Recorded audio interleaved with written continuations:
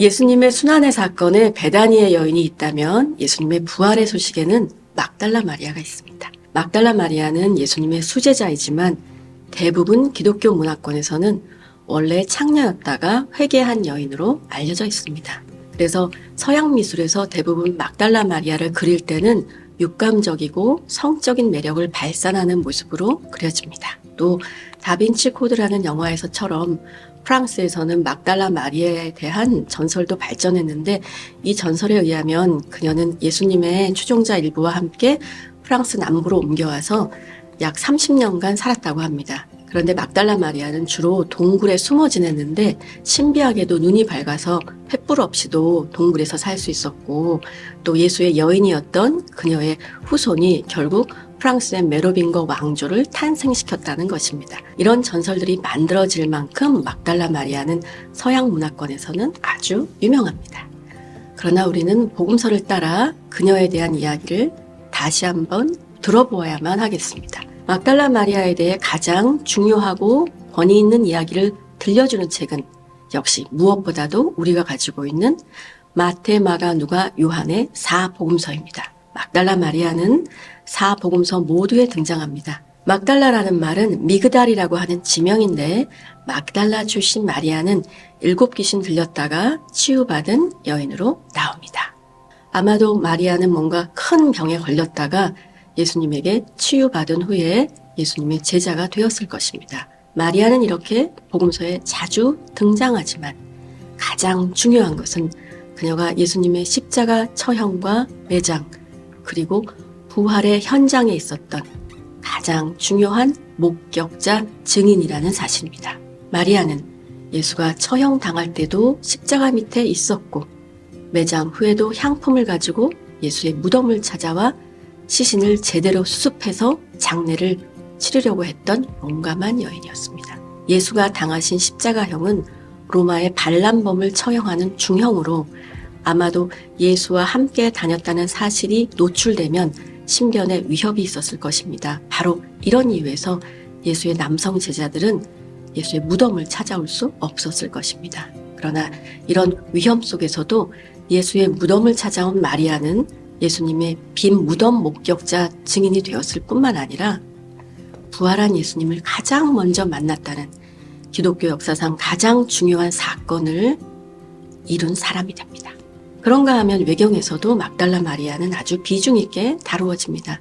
기독교에서 정경화 작업은 거의 4세기 말에 완성되었기 때문에 다양한 기독교 문서들이 있습니다. 박해 때문에 많은 자료들이 소실되었지만 그래도 19세기, 20세기 들어와서 중요한 자료들이 많이 발굴되고 있습니다. 그런데 여러 가지 자료에서 막달라 마리아가 비중 있게 다루어질 뿐만 아니라 마리아 복음서라는 마리아가 주인공인 복음서에서는 마리아가 부활한 예수님으로부터 사명을 위임받아서 남성 제자들에게 전달하는 최고의 수제자의 모습으로 등장합니다. 지혜롭고 용감한 그녀는 두려움에 떠는 남성 제자들을 이끄는 리더입니다. 한편 빌립복음서에서는 막달라 마리아를 예수와 아주 친밀한 존재로 그리는데 이것 때문에 종종 마리아와 예수님을 부부처럼 보는 그런 시각도 나오게 되었습니다. 종합해보면 막달라 마리아는 초대교회가 시작될 무렵 중요한 지도력을 발휘했던 예수의 수제자이며 예언가, 환상가, 교사로 뛰어난 지혜를 가진 인물이었습니다. 그리고 그녀에 대한 기록이 4복음서 모두에 나올 뿐만 아니라 많은 외경에서 발견된다는 사실은 초대교회에서 막달라 마리아가 매우 중요한 인물이었음을 말해줍니다. 그래서 로마시대 초기 교부들도 막달라 마리아를 매우 높이 보았습니다. 심지어 여성 혐오적인 발언으로 유명한 터툴리안마저 마리아를 칭송했고 어거스틴 역시 마리아를 사도 중에 사도라고 불렀습니다. 그녀가 바로 부활의 첫 증인이기 때문입니다. 그러나 점차 기독교가 공인되면서 안정된 제도를 확립해 가면 마리아의 위상은 점차 하락하기 시작합니다. 이제 신학자들은 부활의 증인은 마리아 혼자가 아니라거나 여자가 죄의 발단이라서 부활의 소식도 여자가 처음 듣게 된 것이라는 식의 논리를 펼치게 됩니다. 그러다가 이제 점점 누가복음 7장에 나오는 죄 많은 여인과 막달라 마리아를 동일시하기에 이릅니다.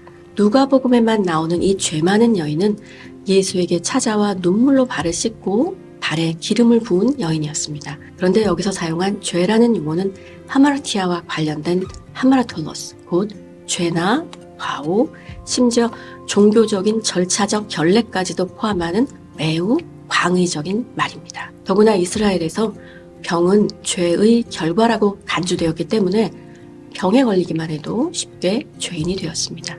반면에 헬라어로 성적인 죄에 대해서는 포르네이아라는 전혀 다른 단어가 있기 때문에 이 죄 많은 여인의 죄는 어떤 죄인지는 모르겠지만 성적인 죄가 아니라는 것은 분명했습니다. 그럼에도 교회 전통에서는 이 여인의 죄를 성적인 죄로 간주했고 그래서 이 여인은 창녀가 되었습니다. 여기에 단지 기름을 부었다는 이유 때문에 마가복음과 마태복음의 베다니의 여인 이야기가 합쳐졌고 그 베다니의 여인이 요한복음에서는 마리아라고 나왔기 때문에 막달라 마리아도 이제 이 여인들과 동일시되었습니다. 결과적으로 예수의 메시아적 사명을 이해했던 바로 그 뛰어난 베다니의 여인도 이 이야기 속에 묻혀버리고 막달라 마리아는 예수의 수제자가 아닌 죄 많은 여인이 되었습니다. 여기에 쐐기를 박은 것이 6세기 그레고리 교황의 설교였습니다. 그 설교를 한번 요약해 보겠습니다. 누가가 죄 많은 여인이라 불렀던 여인, 요한이 마리아라 불렀던 그녀, 우리는 그녀가 마가가 말한 7 귀신으로부터 해방된 여인이라 믿습니다. 그 7 귀신이란 무엇입니까?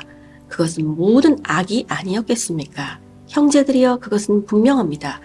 이 여인은 그 향품을 금지된 행위를 위해 자기 육체의 향기를 품게 하려 사용했었을 것입니다. 이런 식으로 초대교회의 지도자였던 막달라 마리아는 이제 교회 전통에 의해서 회개하는 창녀로 변형되었습니다.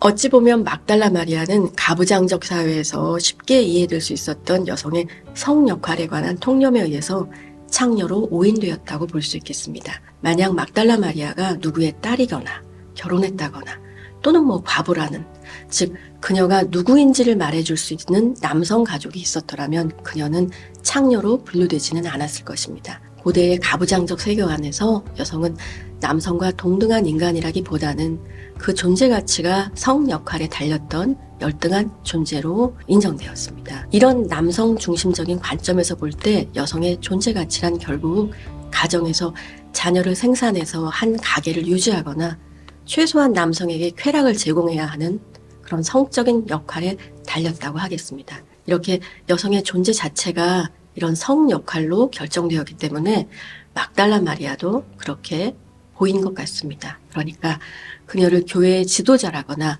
예수의 제자라고 하는 여성에게는 전혀 부여될 수 없는 공적 영역 속으로는 편입시킬 수는 없지만 대신 그녀가 자기 소속을 알려줄 남성 가족이 없다는 점에서 한 가정 내에 어떤 소속이 없는 여자, 곧 집 밖의 여자, 거리의 여자라는 공식이 쉽게 대입되었을 것입니다. 만일 마리아에게 아버지나 남편, 아들, 아니 삼촌이나 남자 조카라도 있다는 어떤 최소한의 정보만 있었더라도 마리아가 쉽게 창녀로 오인되지는 않았을 것입니다. 이렇게 성경이 아니라 여성에 대한 통념이 마리아를 1500여 년 동안 창녀로 둔갑시켰던 것입니다. 막달라 마리아는 최근에야 자기 자리로 돌아오고 있습니다.